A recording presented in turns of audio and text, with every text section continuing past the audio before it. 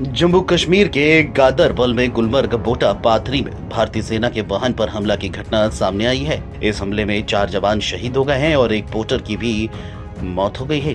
घायल जवानों को उपचार के लिए भेजा गया है। सेना के एक अधिकारी ने बताया कि जम्मू कश्मीर के बारामूला में सेना के एक वाहन पर आतंकी हमला हुआ जो एक काफिले का हिस्सा था। इसमें एक सिविलियन पोर्टर की भी मौत हो गई।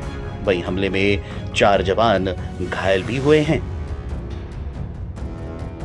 वहीं जम्मू कश्मीर के मुख्यमंत्री उमर अब्दुल्ला ने ट्वीट किया कि उत्तरी कश्मीर के बोटा पथरी इलाके में सेना के वाहनों पर हुए हमले की खबर बेहद दुर्भाग्यपूर्ण है, जिसके परिणाम स्वरूप कुछ लोग हताहत और घायल हुए हैं। कश्मीर में हाल ही में हुए हमलों की ये श्रृंखला गंभीर चिंता का विषय है। मैं इस हमले की कड़ी शब्दों में निंदा करता हूं और अपनी जान गंवाने वाले लोगों के प्रियजनों के प्रति अपनी संवेदना व्यक्त करता हूं। मैं ये भी प्रार्थना करता हूं कि घायल लोग पूरी तरह से और जल्द ही ठीक हो जाएं। वहीं इन घटनाओं को लेकर बीजेपी और कांग्रेस नेताओं का क्या कुछ कहना है, सुनिए। कि आर्मी की जो मूवमेंट है वो अक्सर वैली में रहती है और अलग अलग जगह पर जाना उनका रहता है। इसी दौरान जिस प्रकार से कुछ आतंकी इस वक्त एक्टिव हुए हैं और इस प्रकार की वारदातों को अंजाम दे रहे हैं, तो ये सीरियस मैटर है। आर्मी कि व्हीकल जब निकलते हैं, इकट्ठे होकर के निकलते हैं, इससे पहले भी कश्मीर में आर्मी पर अटैक करने का बहुत बार प्रयास किया गया। तो मुझे लगता है कि शायद उनको इस वक्त घेराबंदी की होगी। अभी पूरी जानकारी तो नहीं मिली है कि कितने लोग उसमें घायल हैं, जो अलग अलग चैनलों पर अलग अलग वो बात की जा रही है। तो मुझे लगता है कि जल्द उनको ढूंढ लिया जाएगा, क्योंकि ऐसा जंगल का रास्ता या दूसरा रास्ता ऐसी जगहों पर वो वार करने का प्रयास करते हैं, तो उसके बाद दौड़ भी जाते हैं। स्थानीय लोगों को कहीं ना कहीं एक्टिव होने की जरूरत है, क्योंकि आर्मी ही हमें उन इलाकों में बचा रही है मिलिटेंसी से या दूसरी चीज़ों से। तो मुझे लगता है कि रणनीति जल्द से चेंज हो और लगातार इन वारदातों का होना चिंताजनक है। लगता है सिक्योरिटी एजेंसी को सतर्क रहना चाहिए ताकि दूसरा पुलवामा टाइप ना हो। देखिए, हाँ बिल्कुल, आर्मी हमारे लिए विपरीत परिस्थितियों में भी वहाँ पर काम करती है और बड़ा एक्टिव रहने की जरूरत है। अगर इस प्रकार के हादसे होते हैं तो लोगों को में भी एक डर का माहौल पैदा होता है। मुझे लगता है कि उन्होंने संज्ञान इसका लिया होगा और जल्द इस पर कार्रवाई की होगी। सर, आज उमर अब्दुल्ला पीएम से मिले हैं, किसी ने उसको देखते हैं सीएम बनने के बाद पहली बार। देखिए, नई सरकार बनने के बाद तो स्वाभाविक बात है कि कटसी के तौर पर प्रधानमंत्री से मिले। प्रधानमंत्री जी पहले ही कह चुके हैं कि जम्मू कश्मीर के विकास के लिए, जम्मू कश्मीर की बेहतरी के लिए वो पूर्ण रूप से साथ देंगे।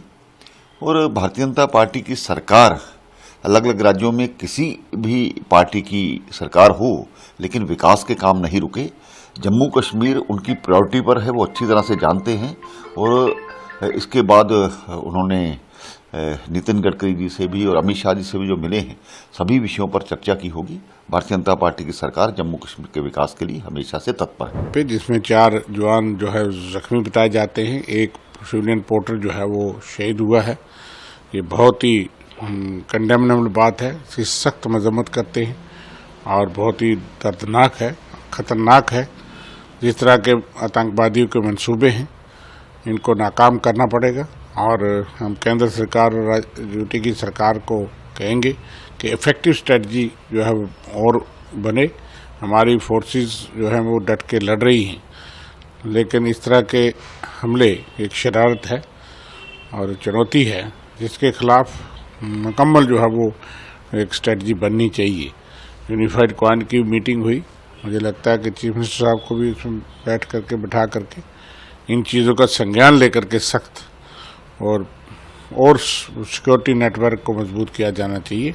इस तरह की वारदातें नाकाबिले बर्दाश्त हैं और सख्त चुनौती देनी चाहिए। आतंकवाद हो, उनके आका हैं पाकिस्तान में जो भी हैं, तो एक सख्त जो है वो मैसेज जाना चाहिए और स्ट्रेटजी बननी चाहिए कि आम लोग सुरक्षित महसूस करें।